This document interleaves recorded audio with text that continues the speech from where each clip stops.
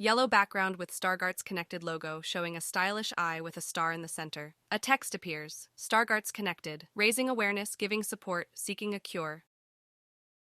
Marina Brandao, adult with Stargardt's disease and trustee of Stargardt's Connected. Marina has dark curly hair and dark eyes, wearing a yellow Stargardt's Connected branded t-shirt and a positive facial expression. Hello, my name is Marina. I am 32, almost 33, and I was diagnosed when I was 12. Text on a yellow background reads, what was the impact of finding out you had Stargardt's at 12? At 12 years old, I don't think I had much conscience about what was happening with me. My first concern was, okay, if there's nothing I can do now, how can I continue my studies? How can I go to school? Because the barriers I was facing at that time was mainly related to school, like reading, writing, being able to see the board. So my first question was like, okay, if there is nothing I can do to actually see, what can I do to improve the things that I need to do? And then I started using magnifiers with the support of my mother, and we went to a professional that wasn't that helpful at the time, to be honest. But yeah, I started using magnifiers, and I changed some small things at school, just to be able to really continue doing what a 12 years old girl will do. But I see that I was young, so I had a lot of understanding what was happening with me, and I kind of say, okay, I just need to continue my life. And I had this understanding that there is something wrong with me. Nothing that my vision or why has a problem. I never had this image about myself, and my mother never told me, there is something wrong with you. But I had the notion that I need to fight my way in the world, instead of thinking like I need to fight my way, but at the same time the world needs to understand that we are different and we need to accommodate different needs. So today I see that I faced a lot of discrimination, exclusion at school, but I wasn't aware at that time because I was just receiving a lot of love from my mother and stimulus to get around and fight and do things as any other children will do. So I never had the school gave me some support, but not a lot at that time. So I was like, I need to go to the world, and my mother was really supportive, so I think that helped a lot as well. Text on a yellow background reads, you've become quite active in the space of visual impairment. Is that a response to what happened to you when you were growing up? I think yes and no. So I started becoming more active when I was 25. So for more than 10 years, I actually wasn't just living my life without getting in contact with others with Stargardt. And one day I finally going into trying to have a genetic test when I was 25. So 20 years ago, genetic test was not as it is today. So I finally met someone with Stargardt disease, and then she said, oh, we have a group. I'm Brazilian, so we have a group on WhatsApp, and we have people with Stargardt and etc. So I said, oh, why not? Let's get in contact. And actually, in that period of my life, it was really hard for me because my mother died in a car accident, and that was just 1 month after I had this appointment. I said, okay, I'm going to the appointment, whatever I'm going to do now. And I was going to a direction professionally, and then because of that and because of personal things in my family, I need to stop everything and took care of my younger brother, who was a teenager at the time. So I needed to change a lot of things in my life, and I was kind of lost. So getting in contact with people with Stargardt, I started realizing that a lot of things that was happening with me, I wasn't actually aware of it. And I felt the need to help others because in my context specifically, I had the opportunity to go to school, I had the opportunity to go to university, I also had the opportunity to live in France, so I did an exchange when I was doing my underground in Brazil, so I had a lot of different opportunities in my life because just the support I received and because many different reasons. And when I finally get in contact with people, I said, oh, people are not getting out, they're not living their lives, and I thought everyone was kind of like me, fighting their way through the world, say, let's go, let's live our lives. But actually I saw that there's a lot of misinformation and people are not actually achieving their full potential. So in that moment, I said, okay, let's try to do something for this group. And actually what I realize and understand now is that I wasn't actually doing for them, I was actually doing for myself, I think, as well, because I grew up over this process.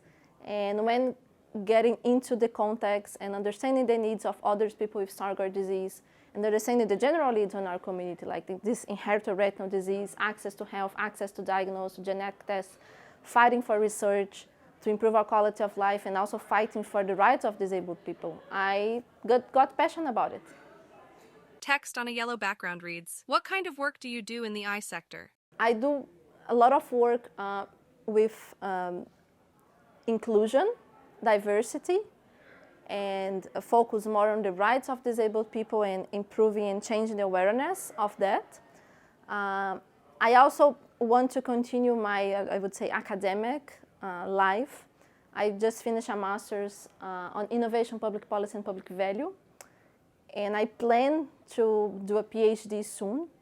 What I want to focus is really how can we understand the value that we deliver when creating innovative treatments and technologies for people living with inherited retinal disease and rare disease. So, and by doing that, how can we understand what value is put on and how can we deliver that and provide access, because in the end what we need is to have a treatment that is accessible for everyone. So I kind of navigate around working with awareness, disability, rights, and studying in more this field, like in the eye, I would say people living with eye disease related, how can we understand the value on this.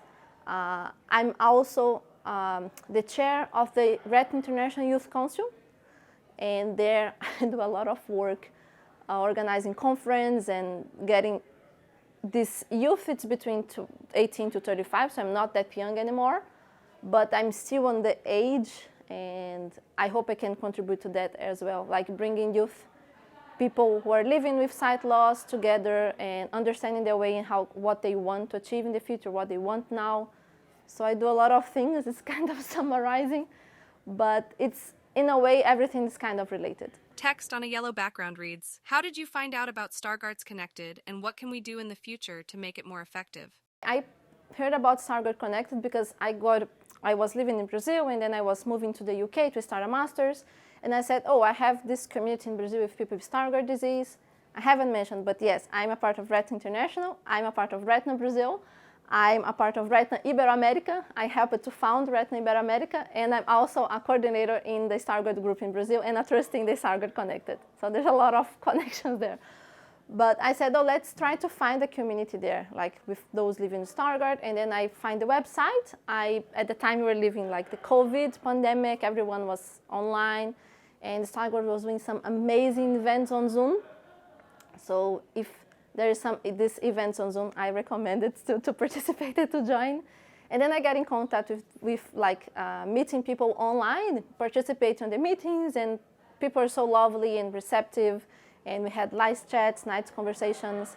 Then when I finally moved to the UK, there was happening this conference in Iceland. And I said, Bhavna, I think you should go to the conference. Let's go, we can share an Airbnb, that will be fine, don't worry with that. And Bhavna said, yeah, I'm going, and then we finally met in person. So I'm really happy to be here. I think that the work Stargardt Connected does, it's unique for those living with Stargardt disease and families, because it's not only a group of people with Stargardt disease getting connected, but it's an official charity that do some fundraising, and most important, have